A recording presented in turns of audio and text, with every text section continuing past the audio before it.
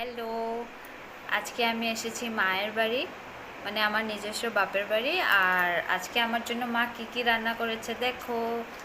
আজকে আছে এখানে লঙ্কা, এখানে স্যালাড, এখানে ভাত, আর এটা আমাদের জন্য স্পেশাল শিলচরের শীতলের চাটনি। আর এটা সবজি, মিক্স সবজি দিয়ে একটা ঘ্যাট করেছে।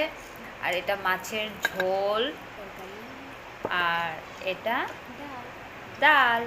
এখন খেয়ে বলছি আমার কিরকম লাগছে খেতে। দাঁড়াও।